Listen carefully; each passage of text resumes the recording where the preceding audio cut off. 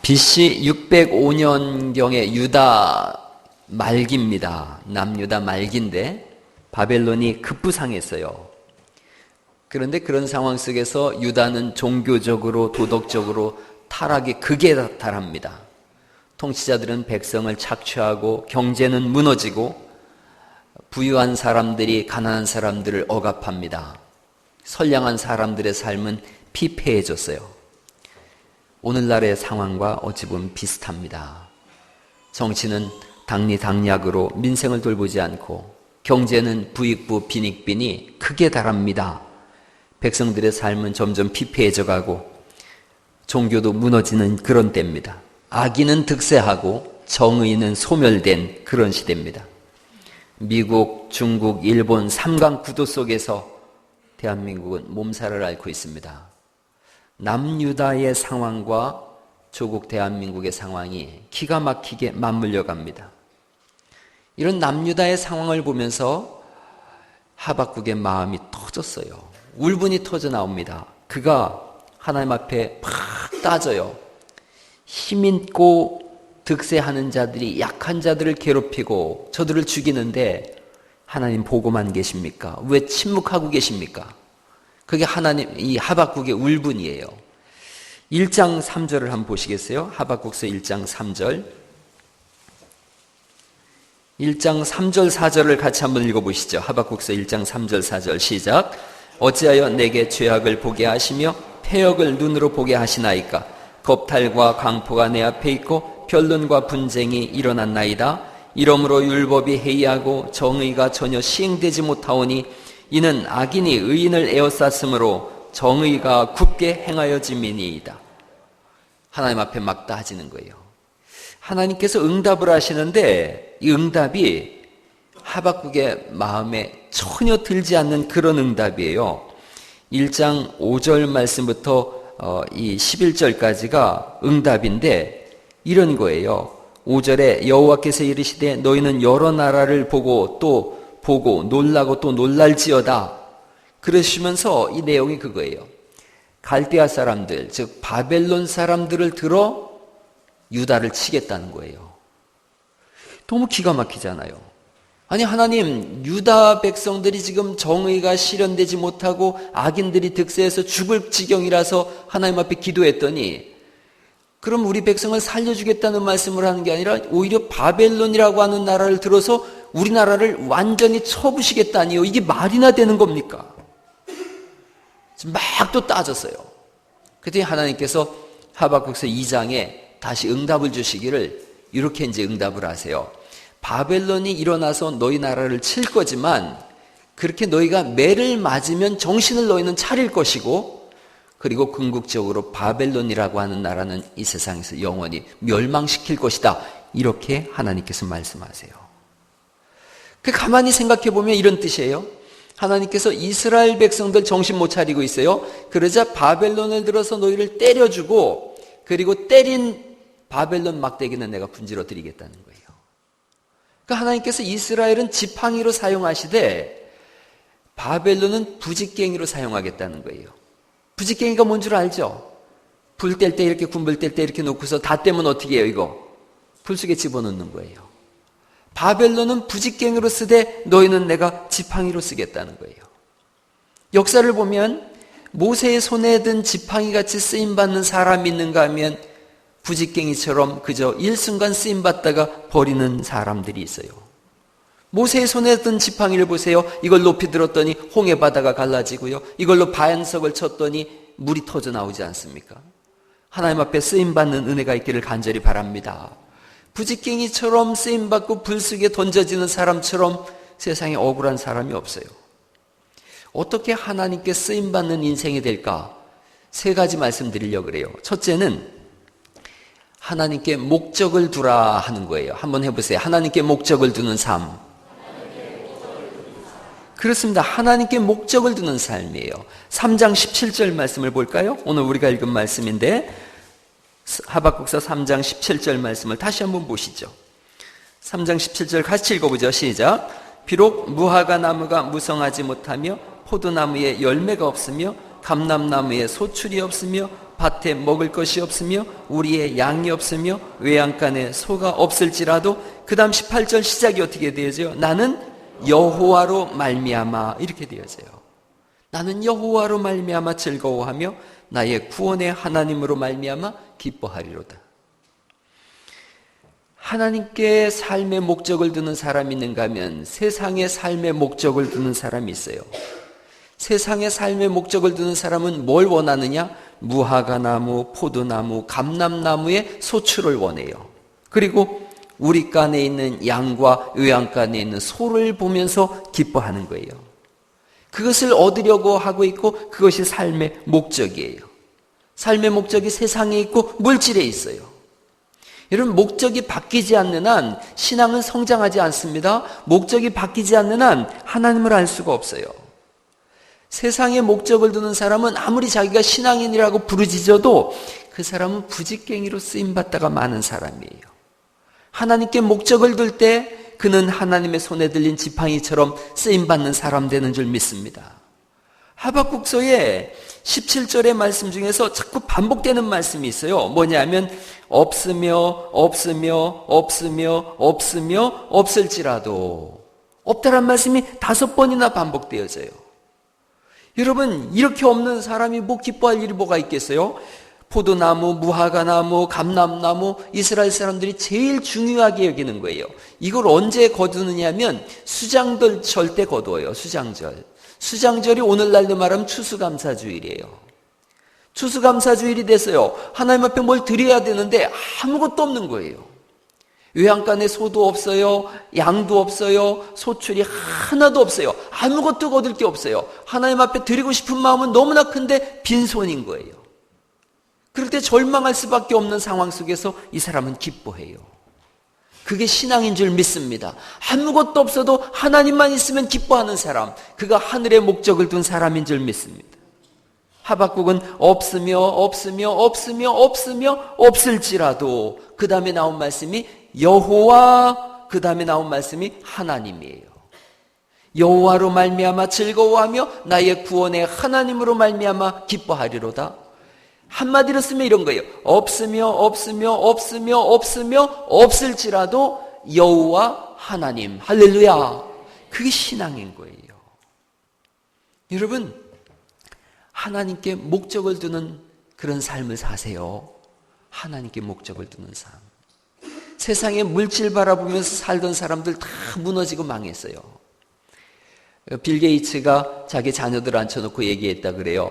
나는 너희들한테 유산 물려주지 않는다. 그리고 아이들한테 일주일 용돈이 얼마냐면 $1였어요. $1. 1불이면 얼마인지 아세요? 대략 지금 한 1160원 뭐 이렇게 가는 것 같아요. 일주일에 1500원 가지고 살라는 거예요. 돈이 없는 사람이 아니죠. 빌 게이츠가 가진 재산이 78조라 그럽니다. 78조. 뭐 감이 안 오니까 안 놀라셔도 전혀 괜찮습니다.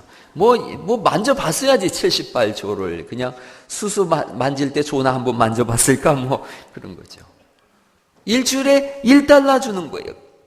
보통 아이들이 일주일 사는데 10만 원 가지고 살 때 얘들이 1,000원 가지고 살았다는 거예요.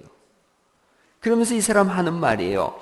물건을 원하는 대로 쉽게 갖게 되다 보면 세상을 스스로 살아가야 되는 그런 사실을 잊어버린다는 거예요. 친구들이 다 휴대전화 사달라 그럴 때도 자기는 조르는 딸한테 안 사줬다는 거예요. 일주일에 그럼 1,000원 가지고 어떻게 사는가?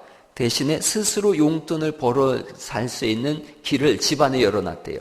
구두 닦으면 $1, 집안일 청소하면 1불, 이렇게 한다는 거예요. 자녀에게 유산을 상속하지 않겠다 그래요. 그러면 76조나 78조나 되는 그 돈을 다 어떻게 할 것인가? 이분이 지난해까지 기부한 기부액이 37조입니다. 그래도 감이 안 오죠. 쉽게 감이 오는 방법이 있어요. 20년 동안 매일같이 50억 원씩을 기부한 거예요. 아유, 뭐 돈을 여러분이 알기를 우습게 하는 사람들이다 보니까 매일 50원이 아니라 50억 원씩을 기부했어요. 20년 동안을. 그리고 그렇죠. 그런 게 이게 나와요. 그리고 99% 다 기부하겠다는 거예요. 워런 버핏이라는 분이 있지 않습니까? 42조의 돈을 가지고 있는 사람인데 이분이 36조를 5년간에 걸쳐서 기부했어요. 이런 얘기를 했어요. 좋은 신앙인들이에요. 열정은 성공의 비결이고 나눔은 성공의 완성이다. 한번 쭉 해보세요. 열정은 성공의 비결이고 나눔은 성공의 완성이다. 아멘, 아멘. 땅에 관심을 둔 사람들이 아니에요. 제가 분당 우리 교회 이천수 목사님이 설교를 잘 하신다 그래서 저도 자주 들으면서 같은 목사지만 큰 도전도 받고 은혜도 받아요. 어떤 장로님이 다른 교회 장로님인데 50억 원을 기증하겠다고 가져왔대요. 저 같으면 어떻게 하겠어요? 절 3번 하고 얼른 받죠. 이분이 거절했어요. 그 돈을 내가 받아서 쓸 데가 없습니다. 거절했다는 거예요. 그런데 얼마 뒤에 이분이 41억 원을 가져왔더래요. 그것도 통장에다 현찰을 넣어가지고. 무슨 돈입니까? 그랬더니 50억 중에서 9억은 세금 내고 41억을 가지고 있는데 자기 아들이 사업이 점점 어려워진다는 거예요. 그러니까 마음이 자꾸 그쪽으로 가더래요. 그래서 야, 이거 좀 지나면 내가 이거 하나님께 드린다고 한 돈인데 아들 주게 생겼네. 그래서 얼른 가져왔다는 거예요. 인간적으로는 아들 주고 싶지요. 그런데 아니에요. 하나님께 드리고 싶다는 거예요. 성도님 한 분이 그 다음 달인가에 자식 주면 망한다고, 자식한테 유산 물려주면 망한다고 가평에 있는 땅 2만 평을 기증하더래요. 그래서 됐대요. 2만 평 땅 위에 41억 원 들여서 장애인 공동체를 설립하는 걸 추구하고 있어요. 그 얘기를 들었어요. 올 5월 달인가에 일어난 일이래요. 그 얘기를 듣고서 제가 기도했어요. 이런 교회는 커도 좋다. 이런 교회는 대한민국의 자랑이다. 몇 년 전에 그 교회가 재정의 30%인 40억 원 정도를 사회에 환원해서 가난한 이웃을 돕는 일에 썼다 그래요. 교회가 본을 보여야 하는 거예요. 큰 교회는 크게 나누는 거고 작은 교회는 작게 나누면 되는 것인 줄 믿습니다. 교회 근본 목적은 땅에 관심 있는 게 아니라 하늘에 관심을 두고 나누는 것인 줄 믿습니다. 한 달쯤 전에 어떤 성도님이, 우리 교회 성도님이 아닌데 돈을 가져왔어요. 50억쯤 가져왔으면 얼마나 좋았겠어요. 1,000만 원 가져오셨어요. 필요한 분한테 전해줬으면 좋겠다는 거예요. 우리 교회에서 쓸 수 있는 돈이 아니더라고요. 그분의 취지가. 그래서 이 돈을 받을 사람을 찾다가 마침 파라과이에서 온 선교사님이 학교를 세우겠노라고 왔길래 거기다 줬어요. 없어도 없을지라도 여호와 하나님, 할렐루야. 그 사람이 하나님께 쓰임받는 사람이에요. 저는 그런 분들이 좋습니다. 저는 우리 교회 사람들이 그랬으면 좋겠어요. 자식한테 유산 물려주려고 챙기고 하는 거, 자식도 망하는 것이고 나도 망하는 거예요. 오래전에 제가 영어학원을 세웠어요. 영어학원 세울 때 목표가 학교였어요. 1년에 하나씩 학원을 세우고 10개가 되면 10년 뒤에 그 10개를 모아서 학교를 세워야 되겠다 그랬어요. 2개까지 세우고 접었어요. 2가지 이유가 있었어요. 아직 내가 준비되지 못했어요. 또 하나는 없을지라도 여호와 하나님, 그런 사람을 만나지 못했어요. 전 재산을 쏟아부어서라도 학교도 세우고 교회도 세우는 분들이 있어요. 저는 우리 교회 가족들이 이런 분들 될 수 있기를 간절히 바랍니다. 자녀를 위해서 유산 물려주겠다고요? 나도 망하고 자식도 망하는 거예요. 우리가 손을 펴서 하나님 나라를 바라보고 다른 사람에게 손을 펼 줄 알 때에 여러분의 자녀들도 손을 펼 줄 아는 인생이 되는 거예요. 우리 교회는 지금도 인재를 갈망하고 있고 인재를 양성할 지도자들을 갈망하고 있고 지금도 교회다운 교회를 꿈꾸는 줄 믿습니다. 우리가 그런 마음 품어야 돼요. 우리끼리 잘 먹고 잘 살고 즐겁게 살자. 그러면 부직갱이에요. 이 세상에서 그냥 잘 쓰임받다가 불쑥에 집어던져지고 말아요. 하나님 나라를 확장해가고 어떻게 죽은 사람을 살려낼 것이며 하나님의 일을 어떻게 이루어갈 것인가, 그가 하나님의 손에 들린 지팡이로 되는 줄 믿습니다. 두 번째는요. 첫째는 하나님께 목적을 두는 삶을 살라 그랬어요. 두 번째는 하나님을 진짜로 만나라. 한번 해보세요. 하나님을 진짜로 만나라. 너무너무 중요한 거예요. 하나님을 진짜로 만나야 돼요. 하박국이 왜 갑자기 변했는가 생각해 보세요. 하나님 왜 이런 일을 하십니까? 왜 이렇습니까? 원망하고 소리 지르던 사람인데 갑자기 그가 변했어요. 2장을 보세요. 하박국서 2장을 보세요. 2장 1절 말씀을 같이 읽어보시죠. 시작. 내가 내 파수한 곳에 서며 성루에 서리라. 그가 내게 무엇이라 말씀하실는지 기다리고 바라보며 나의 질문에 대하여 어떻게 대답하실는지 보리라 하였더니, 성루에 서는 거예요. 높은 파수꾼의 자리에 서서 하나님 어떻게 하시는지 내가 보고 싶다는 거예요. 하나님 내게 말씀해 줘 보세요. 왜 이렇게 하신 거예요? 하나님께 막 따지고 높은 곳에 서 있어요. 그랬더니 2절에 여호와께서 내게 뭘 하셨다는 거예요? 대답하셨어요. 하나님이 그에게 말씀하고 계신 거예요. 하나님이 그를 만나주시는 거예요. 그가 하나님을 만났어요. 그러자 3장으로 가보세요. 하나님의 영광을 그가 노래합니다. 그가 하나님을 만나요. 3장 2절 말씀 읽어볼까요? 시작. 여호와여 내가 주께 대한 소문을 듣고 놀랐나이다. 여호와여 주는 주의 일을 이 수년 내에 부응하게 하옵소서. 이 수년 내에 나타내시옵소서. 진노 중에라도 긍휼을 잊지 마옵소서. 그리고 3절을 읽어보세요. 시작. 거룩한 자가 바란 산에서부터 오시는도다 셀라. 그의 영광이 하늘을 덮었고 그의 찬성이 세계에 가득하도다. 하나님을 봤어요. 여러분 이 그림이 그런 거예요. 밤새 하나님을 기다렸어요. 새벽녘에 이 하늘에 햇살이 쫙 떠오르는데 그 찬란한 햇볕 가운데 하나님의 영광을 본 거예요. 대만에서부터 오시며 대만에서 오시며, 대만은 에돔을 가리켜요. 에돔은 붉은 땅이라는 거예요. 그러니까 붉은 땅 속에 햇볕이 쫙 펼쳐져 오는 것을 보는 거예요. 이것은 출애굽의 상황하고 똑같아요. 출애굽기에 가만히 보면 하나님께서 광야 40년 인도하실 때 낮에는 무슨 기둥으로 인도하셨어요? 구름 기둥으로, 밤에는 불 기둥으로. 그런데 성경을 더 자세히 읽어보면 구름 속에 불이 있었다는 거예요. 여러분 저녁에 노을이 질 때에 구름 속에 태양이 이렇게 싹 스며들면 얼마나 아름다운지 아시죠? 그런 찬란한 광경을 본 거예요. 그는 하나님의 인도하심을 지금 노래하고 있는 거예요. 대만에서부터 오시며 광야에서 우리를 인도하신 하나님, 그 영광을 보는 거예요. 그리고 끝내는 가나안 땅으로 들어가게 하실 하나님. 바란산. 이 바란산은 시내산과 가데스 바네아 중간쯤이에요. 바란 광야예요. 이스라엘 백성들이 40년 출애굽할 때 하나님이 그들과 함께 하셨던 장소예요. 하나님이 함께 하시는 그 영광이 온 세상에 가득한 거예요. 주의 가득한 영광, 온 우주를 채운 주의 영광, 그걸 본 거예요. 그러자 4절에 그렇게 고백하는 거예요. 그의 광명이 햇빛 같고 광선이 그의 손에서 나오니 그의 권능이 그 속에 감추어졌도다 노래하고 있어요. 6절을 읽어보시겠어요? 6절 말씀 읽어보죠. 시작. 그가 서신즉 땅이 진동하며 그가 보신즉 여러 나라가 전율하며 영원한 산이 무너지며 무궁한 작은 산이 엎드러지나니 그의 행하심이 예로부터 그러하시도다. 하나님의 보고 있는 이 장면을 막 묘사하고 싶은 거예요.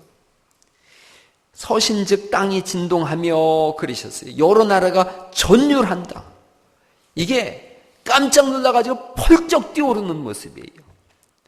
심판하시는 하나님 앞에 견딜 수 있는 사람이 없다는 거예요. 무너지고 엎드러지는 그 하나님의 영광 속에서 막 깜짝 놀라서 펄쩍 뛰는 거예요.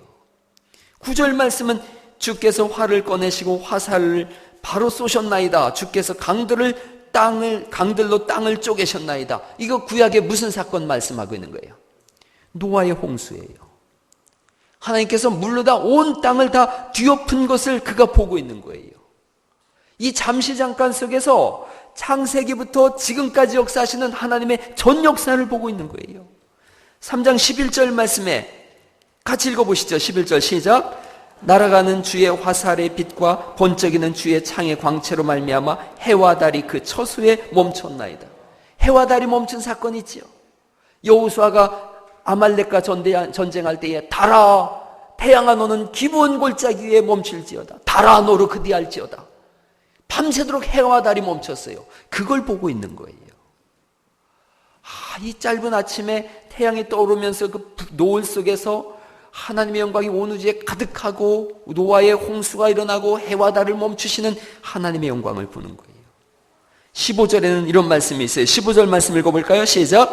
주께서 말을 타시고 바다 곧 큰 물에 파도를 밟으셨나이다. 파도를 밟으시는 하나님, 바다를 홍해 바다를 가르시고 마른 육지로 건너게 하시는 하나님. 바다는 용이 산다고 생각했는데 그 바다를 밟으시는 하나님, 마지막 날에 사탄을 밟으시고 심판하시는 주의 영광을 노래한 줄 믿습니다. 이걸 보는 순간 없어도 없을지라도 여호와 하나님 이거밖에 나오지 않는 줄 믿습니다. 진짜 하나님을 만나야 되는 거예요. 수많은 사람들이 갑자기 하나님을 만나요. 어떤 청년은 철저한 무신론자였는데 로마서 1장을 읽었어요. 엄청난 죄악이 막 쏟아져 나오는 거예요. 하나님이 싫어하는 것을 하고 마음에 온갖 죄악들이 쏟아져 나오고 너의 입은 열린 무덤이고 네 속에는 죽은 시체 같은 썩은 것이 가득하다라고 로마서 1장을 읽고서 이 청년이 무너졌어요. 내 속을 보니까 그렇구나. 그 한 번의 시간을 통해서 예수님을 영접하고 갈릴리 교회 목사 됐다 그러더라고요. 여러분 어떤 청년은요 어릴 때 열심히 교회를 다녔어요. 그러다 조금 철이 들어서 대학을 갔는데 친구들하고 맨날 하는 일이 뭐냐? 밤새 술을 마시는 거예요. 대학 때 친구들하고 밤새 술을 잔뜩 마셨는데 새벽녘에 갑자기 술도 들겠는데 하나님이 찾아오신 거예요. 그 한 번의 만남을 통해서 완전히 새 사람이 돼서 목사가 되더니요 오늘 오후에 우리 교회에서 설교해요. 네, 오늘 저 아니에요. 오늘 오후에 우리 교회에서 설교하는 목사예요. 미국 유학 갔다가 공부하고 왔어요. 와서 오늘 오후에 우리 교회 설교를 해요. 자기가 만난 사람 중에 인생을 가장 크게 바꾸는 사람이 저래나 어쨌대나 그러면서 그랬어요. 여러분 갑자기 만나요. 갑자기. 우리 교회도 어떤 가정이 갑자기 예수님을 믿더니요 엄마, 아빠, 딸 다 예수 믿었는데 아들이 안 믿더니 4주 전에 갑자기 예수님을 만났어요. 찬송 중에 펑펑 울면서 갑자기 예수님을 만났어요. 수많은 사람들이 뜻밖의 돌연히 갑자기 하나님을 만나고 인생을 바꿔가는 줄 믿습니다. 하나님 만나야 삶의 목적이 달라져요. 세상 물질이 아닌 하나님의 영광을 바라보며 살 줄 알게 되는 줄 믿습니다. 그러니 오늘 우리가 읽은 3장 17절에 있는 고백은 당연한 고백인 거예요. 당연한 고백인 거예요. 이 사람 믿음이 대단하네. 그거 아니에요. 당연한 고백이에요. 하나님 만났는데 무화과나무, 포도나무, 감람나무, 오양간에 소, 양, 염소 이게 무슨 소용이 있어요?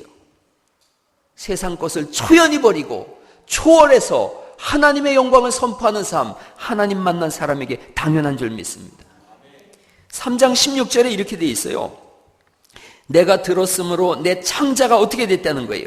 흔들렸다는 거예요. 그 목소리로 말미암아 내 입술이 떨렸다는 거예요. 하나님 만난 사람이에요. 창자가 흔들리고요. 입술이 떨리고 바들바들 떨면서 이불 속에 들어가가지고 웃다가 울다가 뒤집어졌다가 통곡하다가 찬송하다가 남들이 보면 꼭 미친 사람 같은 거예요. 진짜로 하나님 만나는 은혜가 있기를 축원합니다. 그럼요. 하나님께 목적을 두는 삶, 진짜로 하나님을 만나는 사람. 세 번째로는요, 진짜 하나님의 지팡이로 쓰임받는 하나님의 사람은 감사하는 사람이에요. 하나님께 뭐 하는 사람이에요? 감사하는 사람. 따라해보세요. 하나님께 감사하라. 하나님께 감사하는 거예요. 오늘 이 고백이 그거예요. 즐거워하며 기뻐한다. 그러면서 19절에 주 여호와는 나의 힘이시라. 나의 발을 사슴과 같게 하사 나를 나의 높은 곳으로 다니게 하시리로다. 노래하고 감사하고 있어요. 하박국의 감사는 두 가지예요. 과거에 나를 승리하게 하신 하나님. 18절 말씀을 다시 한번 보시겠어요? 18절 말씀 읽어보시죠. 시작. 나는 여호와로 말미암아 즐거워하며 나의 구원의 하나님으로 말미암아 기뻐하리로다. 여러분 이게 과거에 나를 구원하신 하나님이에요. 이 사건의 1차적 의미는 출애굽 사건이에요. 여기 13절 말씀에 이런 말씀이 있어요. 제가 읽어볼게요. 주께서 주의 백성을 구원하시려고 기름 부음 받은 자를 구원하시려고 나오사 악인의 집에 머리를 치시며, 악인의 집에 머리를 치셨다는 말씀은 장자를 죽였다는 거예요. 무슨 사건이에요? 출애굽의 몇 번째 사건이에요? 10번째 재앙이에요. 그렇게 하면서 우리를 구출해 내셨다는 거예요. 과거를 돌이켜보니까 항상 구원이었어요. 현재는 고난이에요. 그러나 과거를 보니까 늘 구원이었어요. 감사는 두 가지가 있어요. 상대적 감사가 있고 절대적 감사가 있어요. 상대적 감사는 과거보다 형편이 좀 좋아지면 할 수 있는 감사예요. 상대적 감사는 저 사람은 저런 사람인데 저 사람보다 내가 좀 낫네? 그러면 감사할 수 있어요. 상대적 감사, 절대적 감사. 오늘 우리도 추수감사주일 헌금하는데 그런 생각했어요. 상대적 감사도 있어야 된다 생각했어요. 여러분, 30년 전에 동네 전기 들어왔을 때 40년 전에 막 환호성이 터졌어요. 40년 전에 자기 집에 수세식 화장실 쓰던 분들 계세요? 아이고, 그때는 다 푸세식이에요. 저도 어린 나이에 똥찌개 줬어요. 그렇게 칠 때 힘드니까 건더기는 건져내고 국물은 남겨두고 그러는 거죠. 그리고 나면 여름에 국물이 이렇게 튀고 그러면 아주 그냥 힘들었어요. 똥찌개 질 때 이렇게 지고 가다가 제일 아찔한 상황이 언제인지 아세요? 출렁출렁 하다가 이놈이 동시에 이렇게 탁 칠 때예요.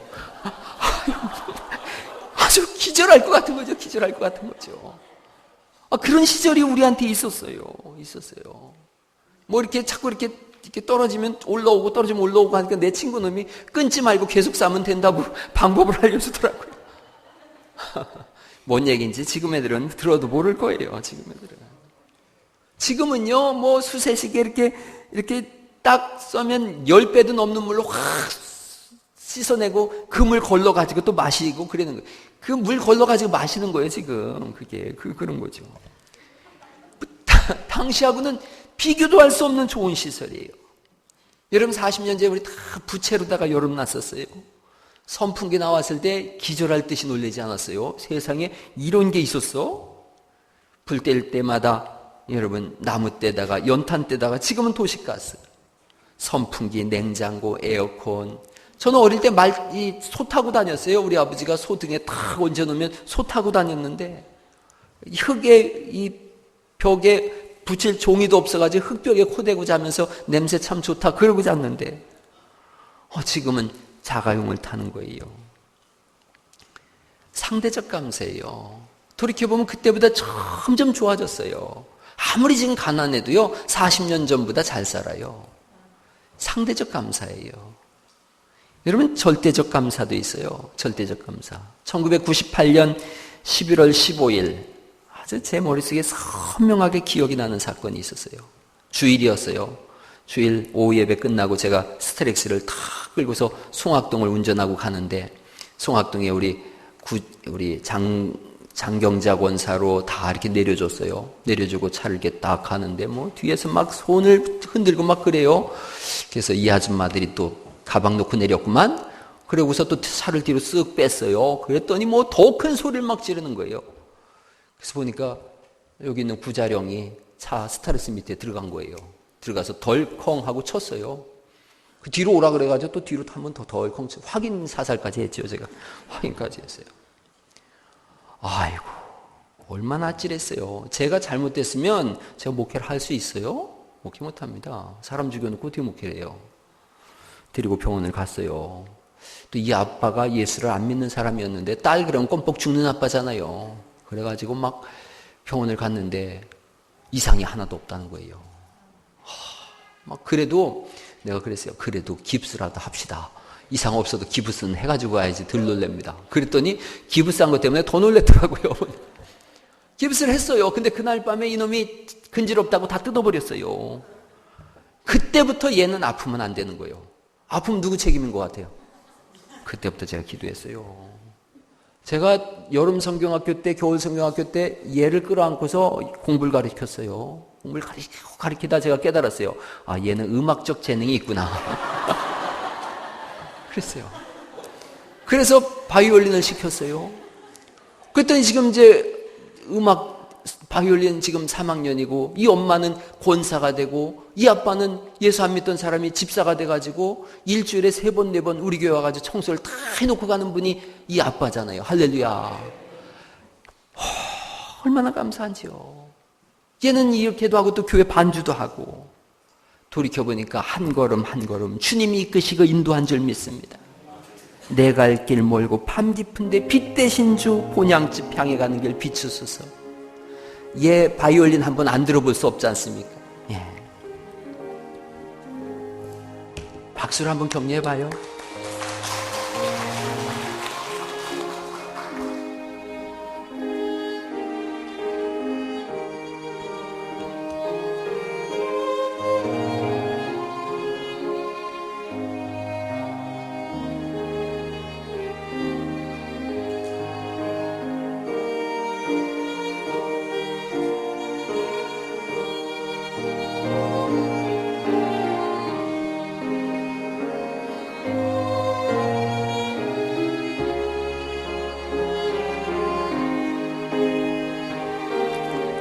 우리 반주에 맞춰서 찬송해보죠. 이전에 나를 인도하신 주. 이전에 나를 인도하신 주, 나를 인도하신 주, 장래에도 내 앞에 험산 출령 당할 때 도우소서. 밤 지나고 저 밝은 아침에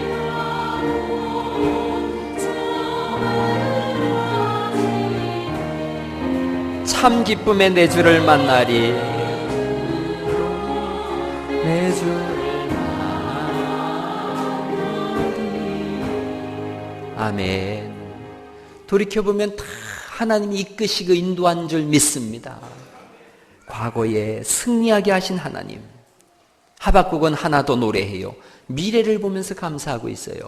거기 19절 말씀이 그거예요. 주 여호와는 나의 힘이시라 나의 발을 사슴과 같게 하사. 그 다음 같이 읽어보죠. 시작. 나를 나의 높은 곳으로 다니게 하시리로다. 나의 높은 곳으로 다니게 하실 것을 확실히 믿고 있어요. 신앙은 소망을 품는 것인 줄 믿습니다. 눈을 들어 주를 보라는 거예요. 예수님도 십자가를 앞에 두시고 절망하지 않으셨어요. 십자가에 죽으시지만 부활하실 것을 아셨어요. 신앙은 미래를 바라보는 것인 줄 믿습니다. 영원한 하나님 나라를 바라보는 거예요. 제가 시작할 때 나눔에 대한 말씀을 드렸어요. 이 세상만 사는 것으로 전부라면 저도 누가복음 16장에 나오는 부자처럼 살 거예요. 나사로가 죽든 말든 이웃이 먹든 말든 나만 먹고 나만 잘 되고 내 자녀만 생각하는 거지요. 자식들한테 유산 물려주려고 자꾸 애를 쓰고 억만금도 축적하고. 그런데 하나님 나라가 있는 거예요. 하나님 앞에 설 때를 생각해 보세요. 언제까지 창고만 채우다가 죽을 것인가? 주님이 부르시는데 창고 더 크게 지려고 하다가 갔어요. 너 뭐 하다 왔냐? 창고 짓다가 왔어요. 하나님. 창고나 완성하고 와야지요. 얼마나 불행한 인사냔 말이죠. 하나님 나라에 소망이 있기에 우리는 하나님께 관심을 두고 목적을 두고 손을 펴는 사람들인 줄 믿습니다. 우리는 과거와 현재에 살고 있지만 미래를 말하는 사람이에요. 신앙인은 과거에 하나님께 감사해요. 현재의 고난을 견뎌내요. 미래의 소망을 바라보면서 오늘을 사는 사람들인 줄 믿습니다. 짧은 시간, 짧은 인생 속에서 어떻게 주를 위해 살 것인가? 주님께 내 소망을 두고 어떻게 인생을 걸어갈 것인가? 여러분의 삶이 주님께 쓰임받고 여러분의 가문이 주님께 쓰임받을 수 있기를 간절히 바랍니다. 갈릴리 교회, 하나님이 쓰시는 교회여야 돼요. 하나님께 쓰임받는 교회가 될 줄 믿습니다. 우리끼리의 교회가 아니라 익산과 이 나라와 지구촌을 먹이는 교회, 지구촌을 품는 교회가 되어야 될 줄 믿습니다. 추수감사주일이에요. 우리 교회 3가지 비전이 있어요. 먹을 것을 주라, 문화를 개혁하라, 인재를 양성하라. 먹을 것을 주라 이거예요. 하나님은 익산에서, 아니 이 지구촌에서 우리 교회에 소망을 두신 줄 믿습니다. 하나님의 음성이 있지 않습니까? 나는 갈릴리에 희망을 건다. 주님이 말씀하시는 줄 믿습니다. 위축되지가 않는 거예요. 우리는 지난주에 우리가 항존직 수련회를 가졌어요. 그때 우리의 화두가 뭐였느냐? 우리는 새로 개척된 교회다 그랬어요. 우린 새로 개척된 교회다. 모든 것을 새롭게 시작하자는 거예요. 줄 수 있는 것을 찾아서 주는 교회 되자는 거예요. 굶주린 이웃이 있다는 것은 가문의 불명인 거예요. 굶주린 이웃이 있다는 것은 교회의 불명인 거예요.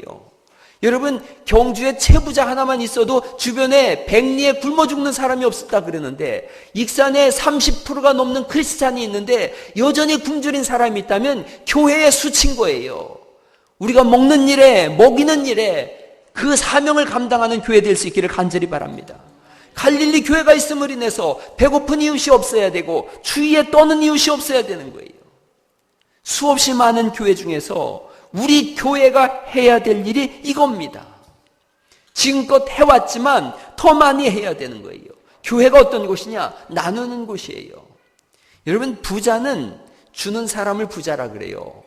그런데 가난한 사람은 줄 게 없어요. 그럼 어떻게 하느냐? 나누는 거예요. 나누는 거. 두 개 있으면 하나 나누면 되는 거예요. 교회는 나누는 곳인 줄 믿습니다. 우리 건 나누자는 거예요. 비싼 터 위에서 좋은 건물이 있어요. 제가 생각해 봤어요. 120억이 1년 예산인 교회도 학교 강당 빌려서 예배하더라고요. 그러면서 1년에 40억을 기부하더라고요. 그럼 우리가 못할 게 뭐가 있느냐 말이죠. 재정부하고 제가 얘기를 들어보니까 한 달에 1,000만 원도 우리가 사회의 선교와 구제를 위해서 쓸 수 있는 저력이 있는 교회라는 거예요. 우리가 경쟁력이 얼마나 있는 교회인지 몰라요. 더군다나 이렇게 깨어있는 교회도 드문 줄 믿으시기 바랍니다. 이웃을 바라보고 하나님을 바라보는 거예요. 전설을 만들어내는 그런 교회로 만들어갈 수 있기를 축원합니다. 전설을 만들어가야 되는 거예요. 전설을. 교회가 그런 거예요. 우리가 연탄 나누기 운동하고 있어요. 연탄 헌금 열심히 하세요. 열심히 하세요. 11월 1일 날 지난주에 화성장로교회에서 추수감사주일 예배를 드렸더라고요. 제가 인터넷에 이 앞에 강단을 어떻게 꾸몄나 이렇게 보니까 화성장로교회 이 강단이 아주 추수감사절 예쁘게 있는데, 거기 그 사람들이 이렇게 하나님 앞에 하나씩 갖다 놨는데, 송주영이라고 하는 청년이 황소 한 마리를 바쳤더라고요. 할렐루야. 이게 좀 아멘 좀 해봐요. 황소요. 누렁이. 이걸 끌고 왔더라고요. 하나님이 주신 감동을 소멸하지 않기를 간절히 바랍니다. 오늘 감사헌금이 적게 드렸다라고 생각되거들랑 고개 이렇게 막 흔들어서 잊어버리지 마시고 하나님 주신 생각이라고 받아들일 수 있기를 간절히 바랍니다. 그럼요. 지금까지 제가 살면서 헌금 거실로 달라고 한 사람은 한 번도 본 적이 없어요. 목사님 10,000원짜리 하려고 그랬는데 10만 원 수표가 잘못 나갔네요. 이런 사람들 본 적 없어요. 그런데 헌금 적게 했습니다. 그리고 더 많이 하는 사람은 종종 봐요. 여러분, 헌금 많이 하세요. 많이 하세요. 연탄도 사야 되고 쌀도 사다 줘야 되고요. 아픈 사람 병원에도 데리고 가야 되고, 나는 돈 쓸 때가 너무 많은 목사예요. 돈 좀 가져올 수 있기를 간절히 바랍니다. 할렐루야. 돈 좀 많이 가져오세요. 돈 좀 많이 가져오세요. 여러분이 돈 내는 걸 가지고 내가 허투루 쓴 적이 있느냐 말이에요. 저도 살 집이 없어가지고 교회 6층에 새 살고 있지 않습니까? 내 주머니에 항상 돈이 없는데 우리 집사님이 여기 붕어빵집을 차렸잖아요. 돈이 없어서 맨날 외상으로 먹으면 마누라가 저녁에 와서 갚아줘요. 근데 어제 보니까 어떤 장로님이 거기서 우리 교회 장로님이 빵 드시고 계시길래 내 거 10,000원만 좀 기부해 주세요 그랬어요. 나도 돈이 없어요. 돈 좀 가져오세요. 우리가 주변에 섬겨야 될 사람이 지천에 널렸어요. 그거 해야 되는 거예요.